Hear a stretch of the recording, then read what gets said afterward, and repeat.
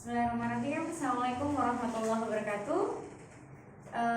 Selamat siang semuanya, sahabat Embryo semua yang ada di rumah. Mudah-mudahan senantiasa dalam keadaan sehat walafiat, senantiasa dalam lindungan Allah Subhanahu wa taala, dan mudah-mudahan di hari yang penuh berkah ini, dari Jumat, mari kita sama-sama berdoa mudah-mudahan kita senantiasa diberi kesehatan, kesabaran, ketabahan dalam menghadapi wabah atau penyakit yang sifatnya pandemik ini, dan mudah-mudahan semoga Allah Subhanahu wa taala segera mengangkat ujian ini, wabah ini, sehingga kita bisa beraktivitas secara normal seperti biasa. Amin. Allahumma amin. Baik, sahabat Embryo semuanya, hari ini kita akan coba bahas paket yang keempat, yaitu materinya tentang kimia koloid, kimia lingkungan, dan kimia inti. Oke, teman-teman, untuk paket yang keempat ini sebenarnya kalau dilihat dari frekuensi muncul di soal UTBK itu yang kemarin gitu ya, sebenarnya nggak terlalu banyak yang muncul, atau di SBMPTN 2018 dan tahun-tahun sebelumnya pun sebenarnya nggak terlalu banyak yang muncul ya. Paling kalaupun ada itu sekitar 1 soal kayak gitu. Tapi karena ini masih merupakan silabus yang salah satu silabus yang ada di kimia, jadi tetap kita bahas. Harapannya ketika nanti pada saat ada soal yang memang muncul, teman-teman jadi bisa menjawabnya, dan tingkat kesulitannya juga tidak terlalu sulit ya, atau bisa dikategorikan bab ini tergolong bab yang mudah. Jadi kita pelajarin sebagai tambahan wawasan kita. Baik, karena ini sifatnya lebih banyak materi, jadi teman-teman mungkin bisa membaca dulu modul yang ada di buku KIP Embryo di semester 2 ini. Baik, nanti setelah membaca, silakan teman-teman yang ada di rumah coba dikerjakan dulu soalnya dari nomor 1 sampai nomor 8 ya. Baik, jadi silakan bisa dibuka bukunya dan mulai membaca, kemudian coba dikerjakan dulu. Oke, saya tunggu ya, nanti kita bahas sama-sama. Baik, sudah ya dikerjakan? Oke, nah sekarang yuk kita bahas soalnya, mulai dari soal nomor 1 ya. Oke, nomor 1, di sini soalnya sudah soal sebab akibat. Yang pertama, pernyataannya adalah bahwa pada sistem koloid sol yang bersifat liofob, zat terdispersi mengikat medium pendispersi. Oke, kita lihat ya. Di sini ada liofob. Baik, teman-teman, kalau dilihat dari istilahnya, dari kata-katanya, fob itu artinya fobia ya. Fobia itu berarti takut. Liofob berarti lebih ke arah dia takut pada cairan gitu ya. Fob itu takut atau fobia takut pada cairan, atau pengertian lebih detailnya, liofob itu adalah jenis koloid yang tidak dapat menyerap cairan yang ada dalam medium pendispersinya. Karena tadi fob itu intinya adalah takut atau sesuatu yang menunjukkan ketidaksukaan gitu ya. Oke, jadi koloid yang tidak menyerap atau mengadsorpsi gitu ya. Adsorpsi, cairan medium pada medium pendispersinya.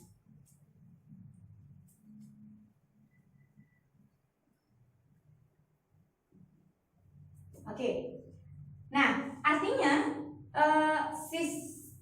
koloid jenis liofob ini dia relatif tidak menjadi lebih banyak cairannya atau tetap kayak gitu ya.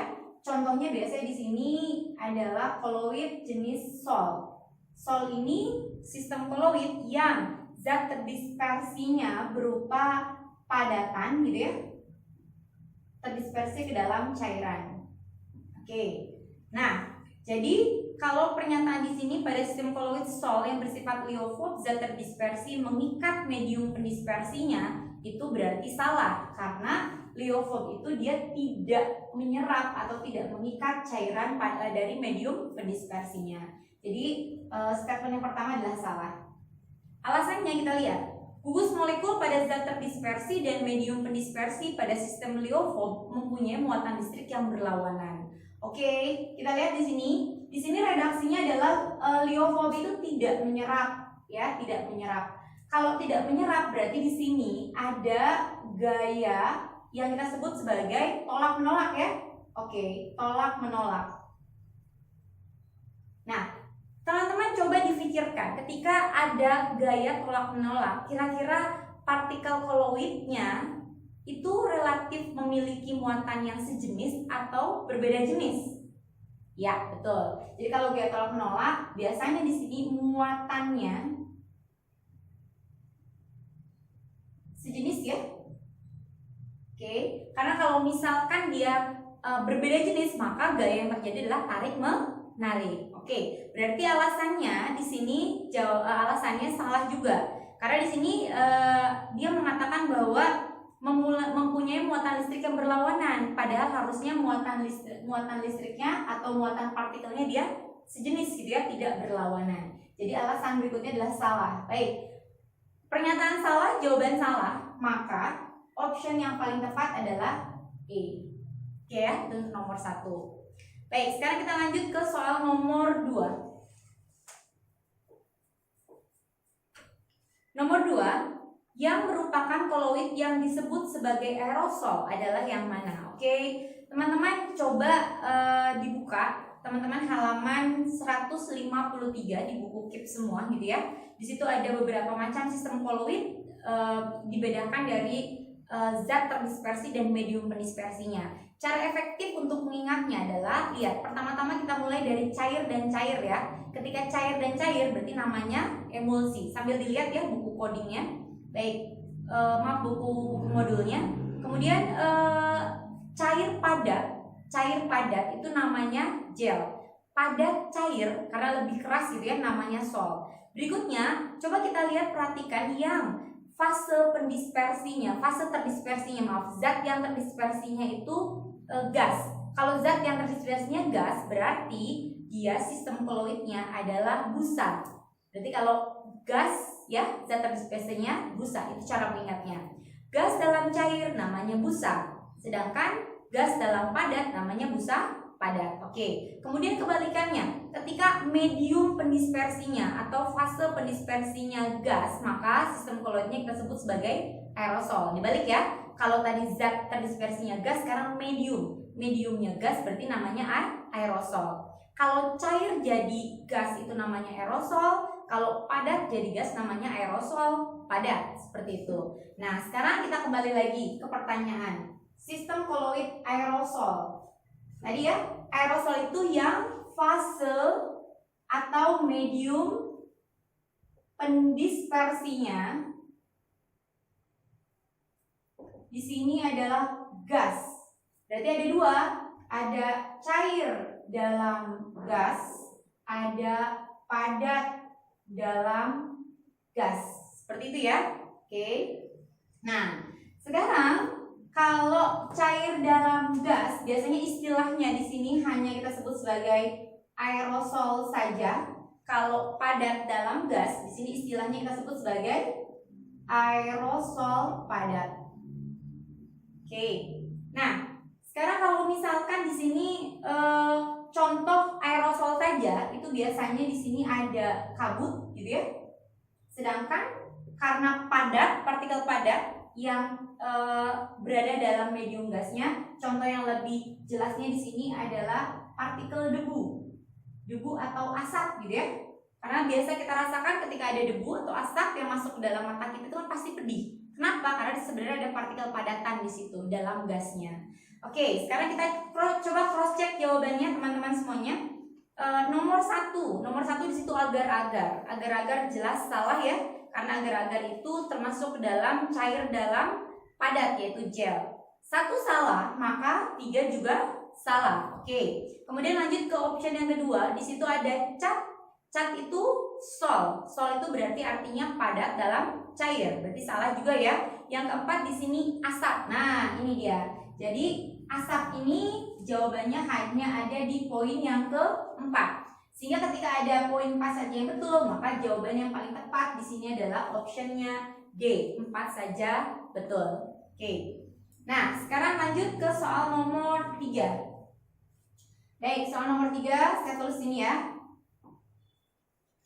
Nomor 3, ada ion R OSO3- di sini R-nya C15H31 dapat menstabilkan emulsi minyak dalam air. Baik, di sini ion R OSO3-, di mana R-nya di sini adalah C15H31, ya.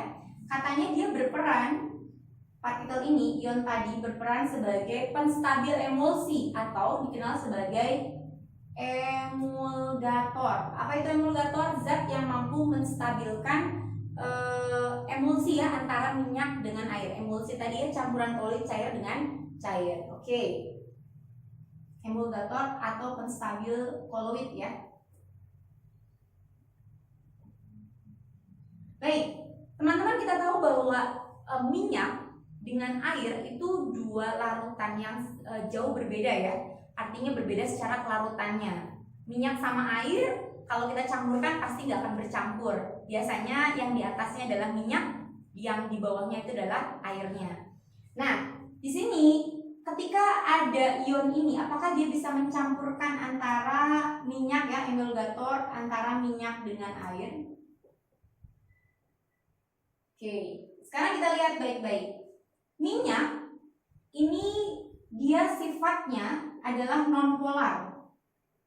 Kenapa dia nonpolar? Karena dia termasuk dalam suatu senyawa organik, ya kan? Nah, sedangkan air itu senyawa yang secara kelarutannya dia bersifat polar, makanya dia tidak akan bercampur. Nah, kalau kita melihat ion tadi gitu ya, sekilas, ion tadi tersusun dari R. R-nya adalah C15H31. Kita tahu bahwa di sini ada senyawa hidrokarbon ya, hidrokarbon. Baik, hidrokarbon ini salah satu dalam senyawa organik ya, yang sifat kepolarannya dia nonpolar. Nonpolar. Sedangkan di sini ionnya gitu ya, ada ion ini dia. O, kalau saya tulis ulang berarti SO gitu ya. Ini O-nya pindahin ke sini berarti SO4 gitu kan ya, seolah-olah SO4-. Ini hampir mirip dengan ion sulfat ya. Ion sulfat. Cuma bedanya ion sulfat itu muatannya negatif 2, ya kan? Kita tahu bahwa ion sulfat, ya kan, karena ikatannya itu dia cenderung ionik, maka sifatnya dia bersifat polar di sini, ya kan? Nah, sehingga ternyata senyawa tadi memiliki gugus yang sama. Ada yang polar, ada yang sifatnya non polar, sehingga dia bisa menjembatani antara minyak dengan air. Gugus yang sifatnya non-polar, hidrokarbonnya, dia akan nempel pada minyak. Sedangkan gugus yang sifatnya polar, ion sulfat tadi, dia akan nempel sama air. Nah, sehingga ketika ada dua macam yang bisa nempel, dia bisa akan meleburkan atau bisa menyatukan antara minyak dalam air. Jadi statement yang pertama jawabannya adalah betul. Senyawa tadi memiliki kemampuan sebagai emulgator gitu ya. Oke, lanjut alasannya. Gugus R pada ion tersebut bersifat hidrofob dan gugus OSO3- bersifat hidrofil. Oke, yuk kita lihat. Air gitu ya, senyawanya polar, artinya dia hanya bisa larut pada senyawa-senyawa sifatnya kelarutannya sama gitu kan ya. Kalau hidrofil itu istilah untuk yang dia larut dalam air. Jadi kalau dia larut dalam air sifatnya sama polar gitu kan ya, ini kita sebut sebagai hidrofil.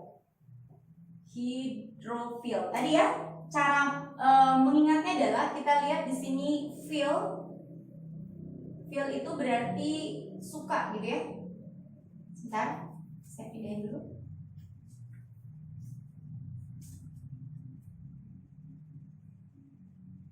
Sehingga kalau misalkan hidrofil artinya dia suka dengan air gitu kan ya.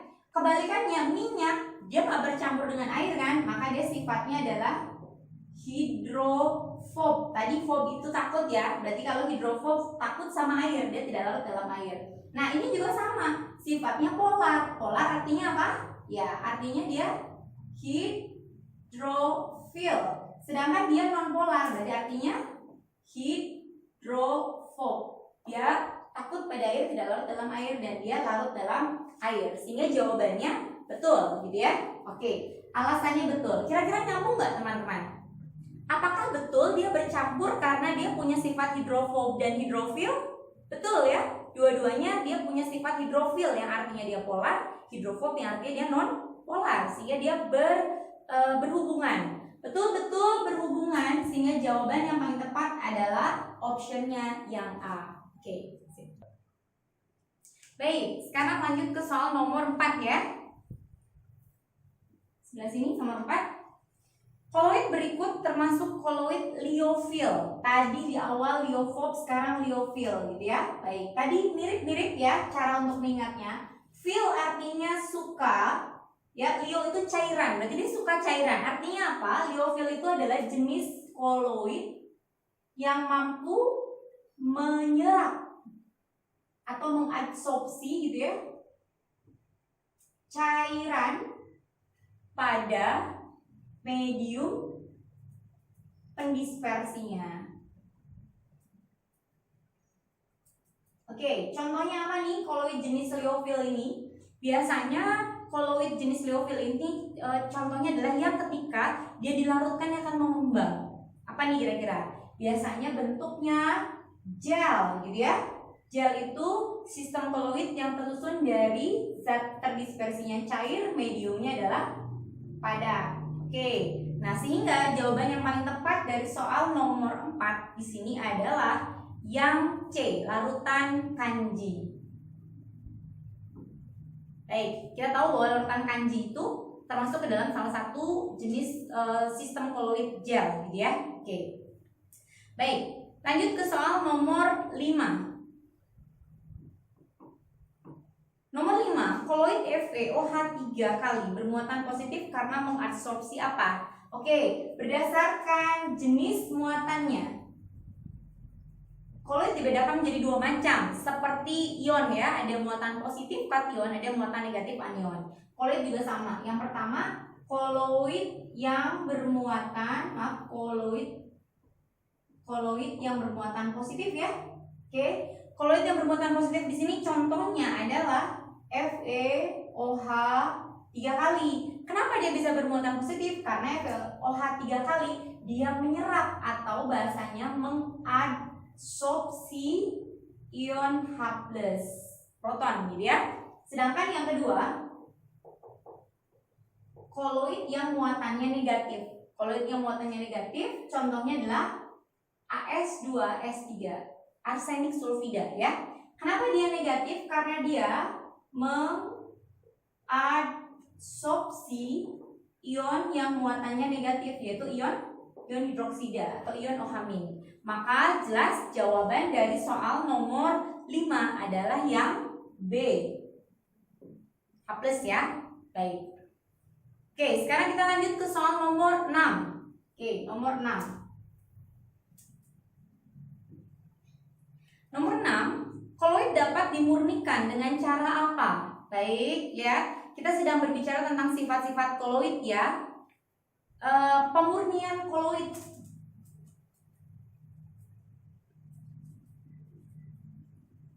Dari ion-ion yang dapat mengganggu kestabilannya. Dari ion-ion yang dapat mengganggu kestabilan,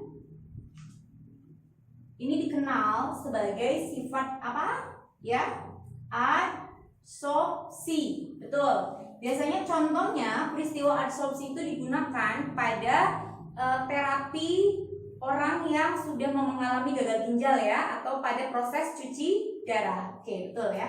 Biasanya untuk proses cuci darah atau hemodialisis ya.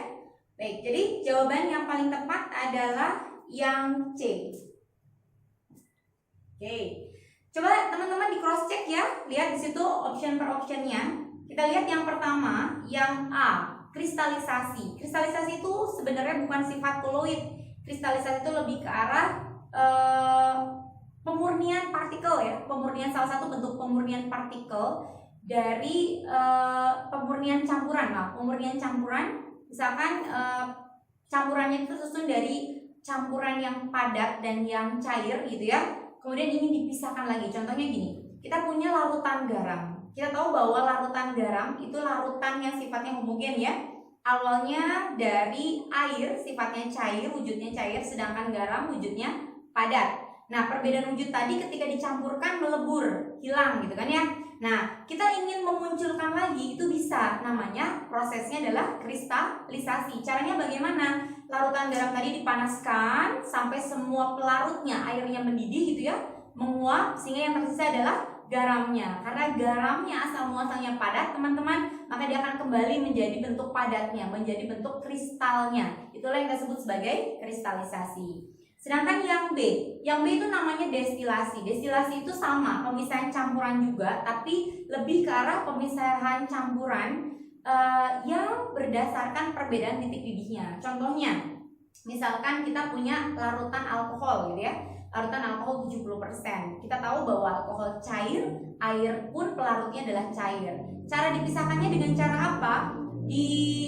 Distilasi ya, disuling. Jadi dipanaskan dengan suhu setting yang kira-kira dia ada di antara dua titik didih pelarutnya. Alkohol 70%, air 100%. Dari tengah-tengahnya itu misalkan kita ambil di 80 derajat. 80 derajat pemanasan, maka yang mendidih adalah alkohol. Ketika alkohol mendidih, air tidak mendidih ya, maka disitulah proses penyulingan tadi untuk memisahkan partikel yang titik didihnya berbeda, seperti alkohol dan air gitu ya. Oke, lanjut. Kemudian di situ ada option yang berikutnya, yang D, adsorpsi. Adsorpsi itu apa? Adsorpsi itu penyerapan partikel koloid gitu ya. Penyerapan partikel oleh permukaannya, sehingga menyebabkan partikel tadi bermuatan kayak gitu ya. Jadi awal mula partikel koloid bermuatan positif negatif karena dia mengadsorpsi ion-ion tadi. Lanjut, ada koagulasi. Koagulasi itu sama dengan penggumpalan gitu ya, penggumpalan partikel koloid. Kenapa koloid bisa menggumpal? Ada beberapa macam penyebabnya. Satu, bisa karena adanya proses pemanasan, pengadukan, penambahan pelarut gitu ya, atau zat terlarut, dan yang terakhir adanya perbedaan muatan partikel. Jadi partikel positif dan partikel negatif gitu ya bertemu, maka dia akan menggumpal menjadi partikel yang lebih besar dan kemudian menggumpal. Contohnya biasanya proses penggunaan tawas untuk penjernihan air ya kan. Pada saat tawas ditambahkan ke dalam air, ke dalam suatu air gitu ya, atau bak misalkan, nanti lama-kelamaan kan dia akan menggumpal ya kotorannya. Kenapa? Tadi debunya itu partikel koloid, dia akan bertemu, berikatan, menggumpal menjadi partikel yang lebih besar, kemudian dia mengendap seperti itu. Jadi tadi ya jawaban dari soal nomor 6 adalah yang C. Baik, sekarang lanjut ke soal nomor 7.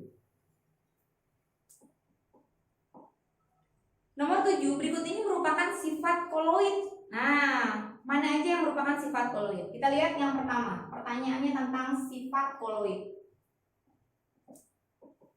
Yang pertama di sini adalah dapat mengadsorpsi ion. Betul nggak kira-kira? Adsorpsi ion. Betul ya? Adsorpsi itu salah satu partikel koloid. Satu betul, maka yang ketiga juga pasti betul. Yang ketiga di sini ada partikelnya terus bergerak. Partikel bergerak ya. Inilah yang kita kenal dengan apa teman-teman? Oke, ini kita kenal dengan gerak Brown ya. Gerak Brown. Oke, selanjutnya kita cek yang kedua. Yang kedua di sini menghamburkan cahaya. Menghamburkan cahaya. Baik, inilah yang kita sebut sebagai apa? Ya, efek Tyndall ya. Efek Tyndall. Oke. Nah, berarti yang kedua betul. Sekarang yang keempat, dapat bermuatan listrik. Bermuatan listrik. Nah, inilah yang kita sebut sebagai sifat dari elektroforesis ya.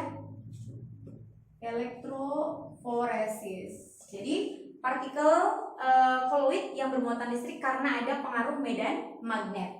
Yang keempat betul. Jadi ternyata semua poinnya masuk ke dalam sifat-sifat koloid, maka semuanya betul, sehingga option jawabannya adalah yang E. Oke. Baik, lanjut ke soal nomor 8 ya. Oke, nomor 8. Di sini ada 1 sampai 5 option, diberikan data tentang air sebagai berikut ya. Pertanyaannya, dari data di atas yang merupakan syarat air minum adalah yang mana? Oke. Kita tahu bahwa air minum itu adalah air yang memang harus betul-betul bersih ya, supaya pada saat kita meminumnya kita tetap sehat, ya kan?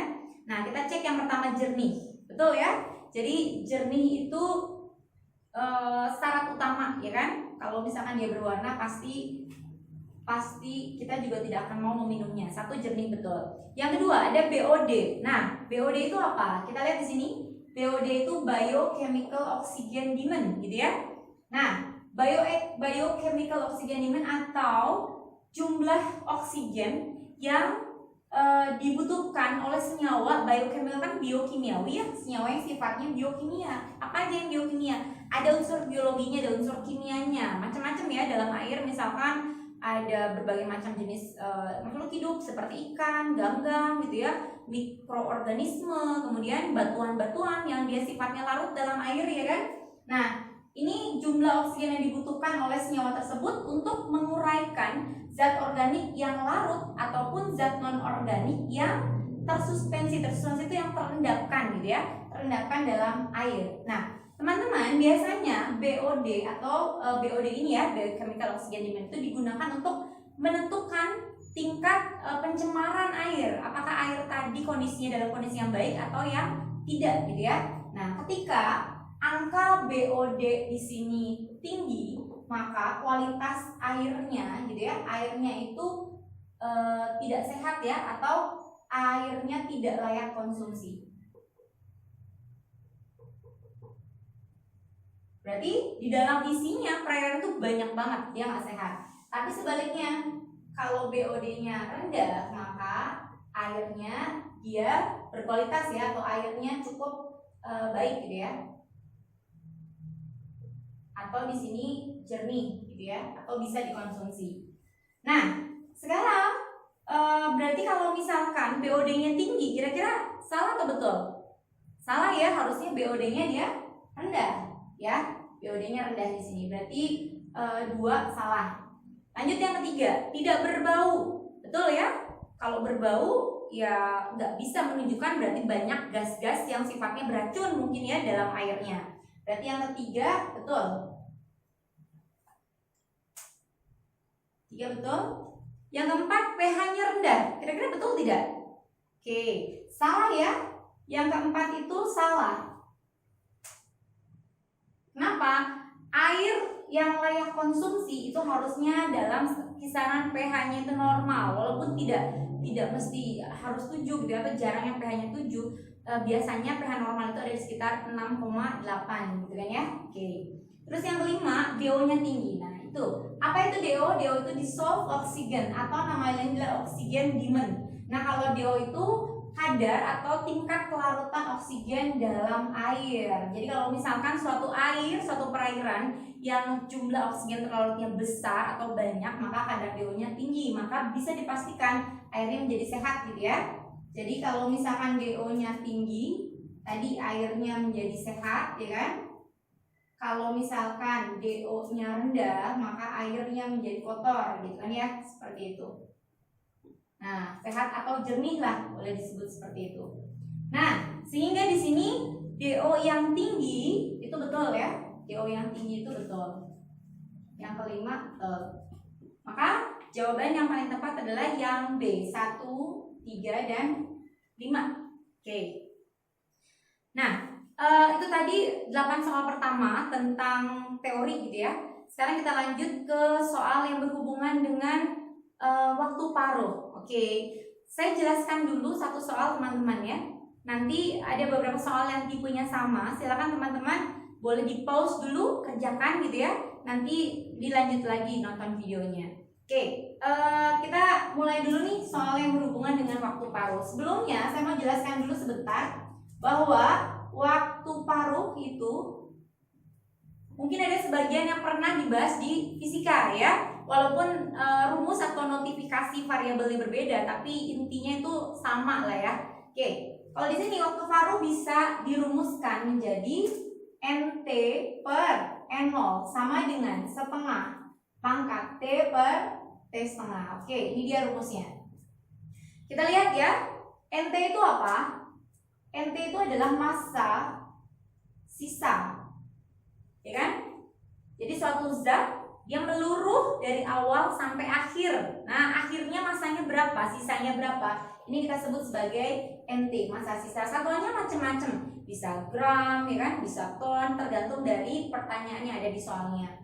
N0 berarti masa awal. Masa awal atau mula-mula sebelum dia mengalami peluruhan, gitu ya. Oke, kemudian setengah ini hanya faktor apa sih, kalibrasi gitu kan ya. Kemudian T di sini adalah waktu yang dibutuhkan untuk proses peluruhan gitu ya. Oke. Selama dia meluruh, waktu yang diperlukannya berapa lama? Itu namanya T. Satuannya juga bisa beda-beda, bisa dalam detiknya nggak mungkin ya, jam, hari, bulan gitu ya, karena proses meluruh itu kan biasanya lumayan lama ya, suatu zat meluruh itu. Oke, yang terakhir itu ada T setengah. T setengah itu waktu paruh. Waktu paruh artinya waktu yang dibutuhkan oleh suatu zat untuk meluruh sampai dengan setengah bagian nih dari masa awalnya. Misalkan dia meluruh itu membutuhkan waktu 10 hari gitu ya, berarti waktu setengahnya itu berarti setengahnya, atau waktu yang diperlukan untuk meluruh setengah bagian itu berarti waktu paruhnya, T setengah gitu ya. Baik, nah ini dia rumusnya. Sekarang kita akan coba bahas dulu contoh soal yang pertama gitu ya, nomor 9.